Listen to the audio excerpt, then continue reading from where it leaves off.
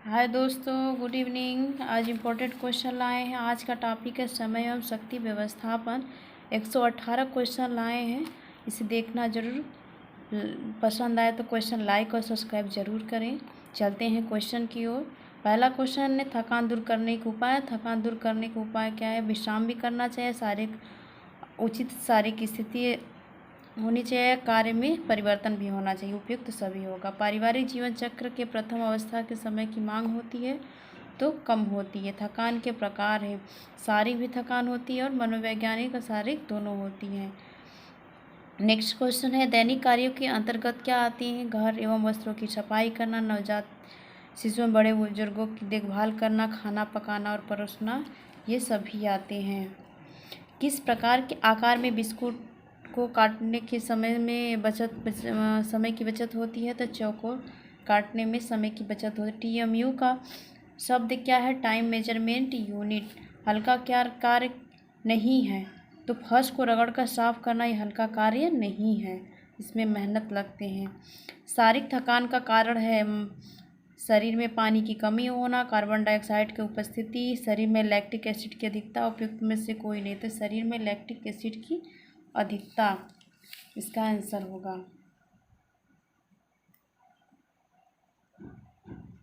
Next question की ओर चलते हैं। माइक्रोमोशन फिल्म विश्लेषण तकनीकी है।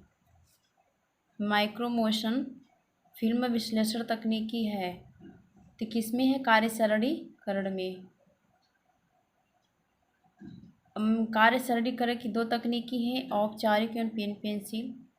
नेक्स्ट क्वेश्चन है पारिवारिक जीवन चक्र की किस अवस्था में गृहिणी को समय और शक्ति का मांग अधिक होती है? तो द्वितीय अवस्था में। जब विस्तृत अवस्था होती है जीवन चक्र का तब क्या होता है? समय और शक्ति का मांग अधिक होता है। फर्श को रगड़कर साफ करना कैसा कार्य है? तो भारी कार्य। कम से कम समय के प्रयोग द्वारा अधिकतम लक्ष्यों की प्राप्ति कहलाता है समय व्यवस्थापन। उपकरण जो कार्य सरलीकरण में मददगार नहीं है तो क्या है? घड़ी है। मनोवैज्ञानिक थकान कितने प्रकार के होते हैं? दो होते हैं। कौन मनोवैज्ञानिक थकान का उदाहरण नहीं है? तो नीरस थकान आता है, कुंठाजनक थकान आती है। ये दोनों क्या है? मनोवैज्ञानिक थकान के उदाहरण हैं। और शारीरिक थकान क्या है? उनके थकान का उदाहरण नहीं है। योजना बनाना एक प्रक्रिया है।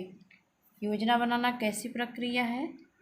तो योजना बनाना एक मानसिक प्रक्रिया के अंतर्गत आता है। लंबे समय तक कठोर शारीरिक कार्य के बाद मांसपेशियों में थकान अनुभव होने का कारण क्या है? ऑक्सीजन पूर्ति में कमी, ग्लूकोज का अवक्षय होना, पेशी तंतु में टूट फूट, लैक्टिक एसिड का संचय। तो आंसर होगा लैक्टिक एसिड का संचय होता है। पारिवारिक जीवन चक्र का प्रथम सोपान है तो प्रारंभिक परिवार। कार्यशैली का अर्थ है कार्य करने की सबसे आसान एवं शीघ्र विधि। सचेतता खोज करना। यह परिभाषा किसने दिया है? तो यह परिभाषा किसने दिया है? निकिल एवं डार्सी का है। चलते क्वेश्चन की ओर। निकिल एवं डार्सी का विश्राम काल का अर्थ है। तो विश्राम काल का क्या अर्थ है? कुछ समय कार्य के तनाव से मुक्ति होना। जैसे कोई मेहनत करके आए तो विश्राम करते हैं तो इससे क्या तनाव से मुक्ति मिलती है या आराम मिलता है। प्रारंभ में गृह विज्ञान को कहा जाता है तो घरेलू अर्थशास्त्र कहा जाता है। किस थकान के लक्षण? असंतोष, उबासी लेना, उदासीनता, कार्य में से छुटकारा पाने की इच्छा। तो नीरस थकान में होता है, असंतोष होता है, उबासी आने लगता है, उदासीनता होती है, कार्य में से छुटकारा पाने को होता है। किस थकान में? नीरस थकान के अंतर्गत आता है। कुंठाजन थकान के कारण होता है कार्य के प्रति संतुष्टि न होना, कार्य की सफलता मदद संदेह होना। इसमें से सभी उपयुक्त सभी होगा। समय में शक्ति योजना के अनुसार भी कार्य को पूरा न होना, ये हमारे कुंठाजन्य कार्य के थकान के अंतर्गत आते हैं। नेक्स्ट क्वेश्चन है अत्यधिक थकान उत्पन्न करने वाला कार्य नहीं है। तो टीवी देखने से कोई ऐसा थकान नहीं होता है तो आंसर इसका टीवी देखना होगा। थकान का प्रकार नहीं है तो नीरस थकान का प्रकार नहीं है तो शारीरिक थकान नहीं है। नीरस थकान के प्रकार है, शारीरिक थकान का प्रकार नहीं है। शरीर की कार्य क्षमता पर थकान का प्रभाव नहीं होता है तो एकाग्रता पर शरीर कार्य क्षमता का प्रभाव नहीं होता है। अत्यधिक शारीरिक थकान उत्पन्न करने वाला कार्य नहीं है। तो पत्रिका पढ़ना तो कोई थकान का कार्य अधिक नहीं होता है। औद्योगिक क्षेत्र में पाए जाने वाली थकान तो औद्योगिक क्षेत्र में नीरस थकान होते हैं। समय यंत्र का प्रकार नहीं है तो थकान क्या है, समय यंत्र का कोई प्रकार नहीं है। मध्यम शरीर परिश्रम करने वाला व्यक्ति को कुछ काम के घंटों का प्रतिशत विश्राम करना चाहिए। तो कितना प्रतिशत विश्राम करना चाहिए काम करने के बाद? 16% काम, 16% आराम करना चाहिए।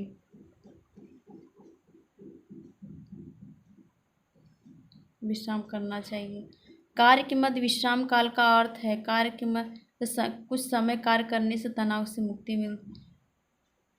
अधिक शारीरिक श्रम करने वाला व्यक्ति को कुल कार्य का कितने प्रतिशत विश्राम करना चाहिए? 16%।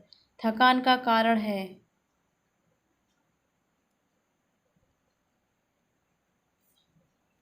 इसका आंसर कन्फ्यूजन लग रहा है, आप लोग एक बार इसको देख लेंगे, मिला लेंगे कि इसका क्या 57% कहीं 16%, कहीं 16 दिया तो कहीं 57। ये कन्फ्यूजन वाला क्वेश्चन एक बार आप लोग मिला लीजिएगा इसे। थकान का कारण नहीं है तो कार्य की अधिकता, कार्य के प्रति घृणा, कार्य की निरस्तता, इसमें कोई थकान के कारण नहीं है। ये फिर से क्वेश्चन को देख, थकान का कारण है कार्य की अधिकता भी है, कार्य की निरस्तता भी है, कार्य के प्रति घृणा भी है। ये उपयुक्त तो सभी हैं। थकान के बचाव का उपाय है, कैसा उपाय है? उचित आसन, आधुनिक यंत्रों का उपयोग, अनावश्यक क्रियाओं से बचना। तो ये सभी क्या थकान के बचाव की उपाय हैं। कार्य, विश्राम एवं शयन तीनों में कितना अनुपात है? 8-8-8। ये क्या है? ये इम्पोर्टेंट क्वेश्चन है, हमेशा पूछता है क्वेश्चन टीजीटी एंड पीजीटी में। प्रत्येक कार्य को अपनी दिनचर्या एवं सुविधा के अनुसार विश्राम की एवं निश्चितता करनी होती है, निश्चित करना हो चाहिए। अवधि एवं तरीका निश्चित करना चाहिए। मांसपेशियों में लैक्टिक एसिड संचित होने के कारण थकान तो शारीरिक थकान हो जाता है। कार्य के प्रति उदासीनता किस थकान का लक्षण है? तो नीरस थकान का लक्षण है। निम्न में से कौन सी थकान निराशा से उत्पन्न होती थी? असंतोषजनक कार्य दशाएं क्या होता है? ये निराशा से उत्पन्न होती हैं। कार्य सरलीकरण का अर्थ क्या है? कार्य को सही तरीके से करना। ये कार्य सरलीकरण का अर्थ ये बताता है कि अपने किसी भी काम को इतने सरल और तरीके से करना चाहिए, सरल तरीके से करना चाहिए, उसे करने में थकान न हो या उसमें लगन हो।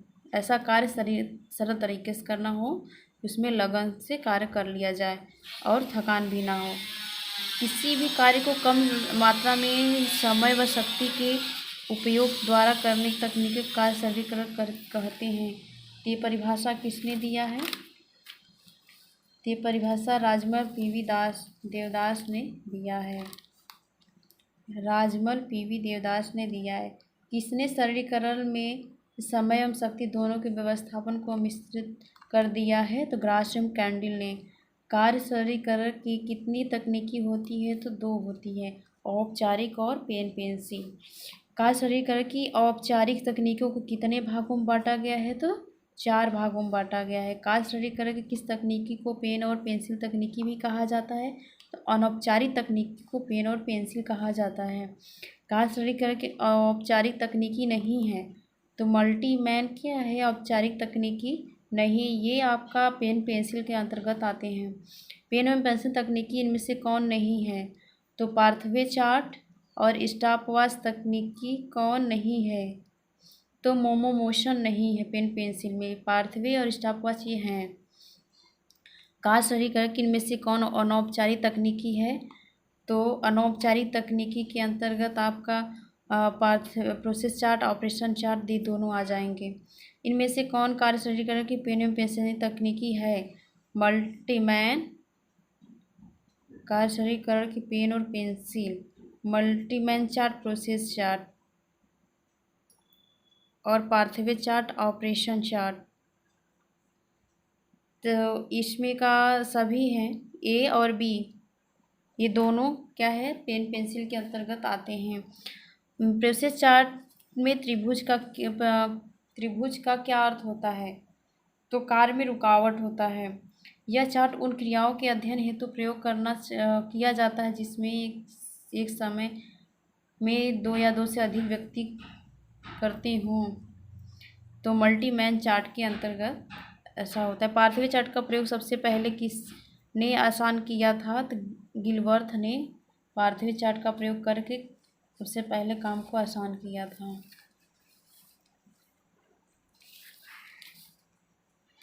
कार्य सरलीकरण की प्रमुख तकनीकी है, तो कौन सा प्रमुख? औपचारिक तकनीकी है। औपचारिक तकनीकी का भाग नहीं है। औपचारिक तकनीकी का कौन सा भाग नहीं है? तो सामूहिक अध्ययन नहीं है। अनौपचारिक तकनीकी की विधि नहीं है, तो ग्राफ चार्ट नहीं है। कार्य सरलीकरण कार्य करने की सबसे सरल एवं तथा तीव्र गति से कार्य करने विधि खोज करता है। कथन किसका है? ग्रास एवं कैंडिल का।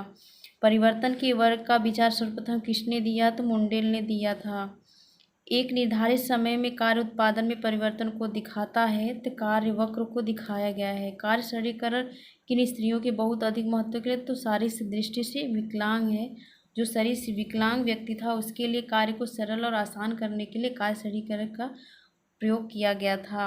मुंडेल ने परिवर्तन को कितने भागों में बांटा था? तो 3 भागों में बांटा था। मुंडेल ने कार्य सरलीकरण को 3 परिवर्तन वर्गों में विभाजित किया था, जिसमें से पहला परिवर्तन हाथ और शरीर की गति में परिवर्तन था। मुंडेल का तीसरा परिवर्तन क्या था? उत्पाद में परिवर्तन था। क्रियाओं को कम करने बाएं हाथ का उपयोग गुरुत्वाकर्षण की सहायता से सब मुंडेल के किस परिवर्तन वर्ग के उदाहरण है? हाथ एवं पैरों की गतियों में परिवर्तन, ये क्या है? मुंडेल के परिवर्तन के उदाहरण हैं।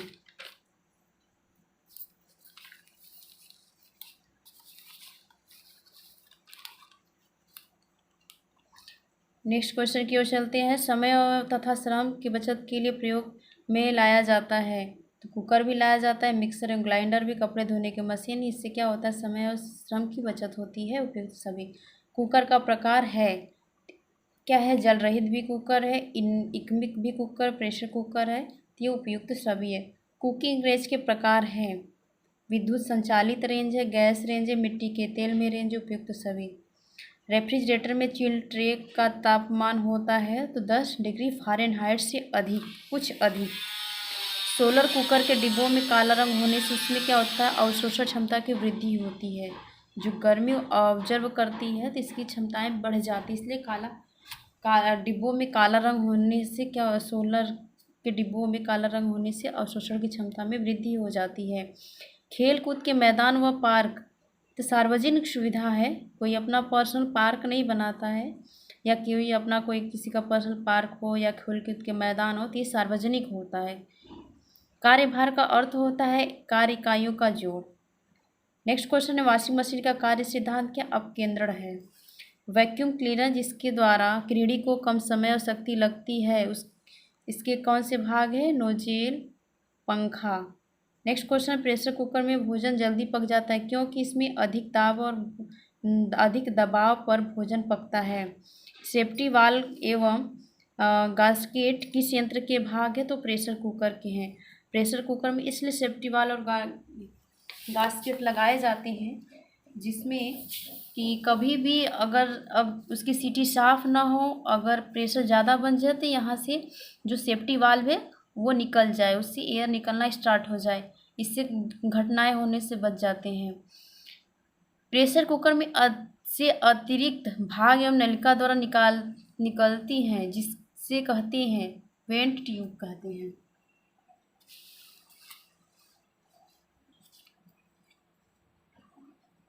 प्रेशर कुकर के ढक्कन में लगने वाले रबड़ के छल्ले को क्या कहते हैं? तो गास्केट कहते हैं। गैस चूल्हे के सिलेंडर में कौन सी गैस भरी होती है? तो द्रवित पेट्रोलियम गैस भरी होती है। जो सिलेंडर गैस का हिंदी नाम है द्रवित पेट्रोलियम गैस। रेफ्रिजरेटर में ताप को नियंत्रित करता है तो रेगुलेटर ताप को नियंत्रित करता है। रेफ्रिजरेटर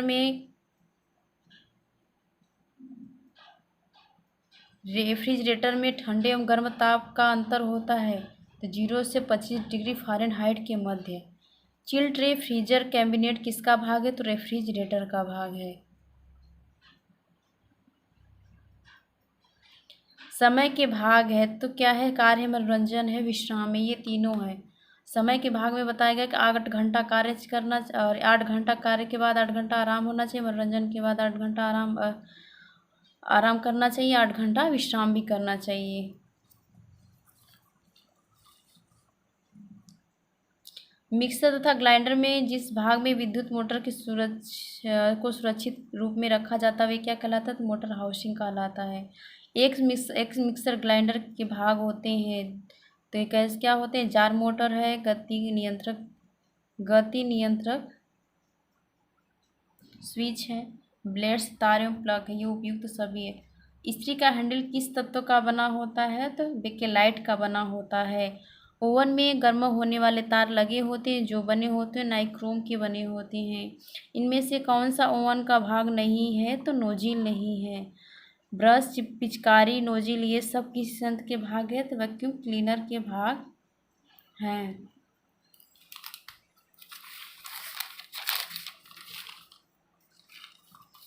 नेक्स्ट क्वेश्चन की ओर चलते हैं। गीजर में गर्म होने वाले पानी बने होते हैं, तो क्या है, उपयुक्त तो सभी है। 60% निकिल के, 15% क्रोमियम के, 25% लोहा के भी। वॉशिंग मशीन में कपड़ों को गोल घुमाने की प्रक्रिया किस पर निर्भर करती है, तो विडोलक पे निर्भर करती है। कॉफ़ी बनाने के यंत्र को कहते हैं कॉफ़ी परकोलेटर। कुकिंग रेंज के भाग होते हैं चौखट भी, वर्नस भी, दोनों। माइक्रोवेव द्वारा भोजन पकाने की क्रिया पारस्परिक रूप से पकाने की क्रिया से कितना तेज होता है, 2/10 भाग तेज होता है। TMU 1 सेकंड में कितना कौन सा भाग होता है, तो 0.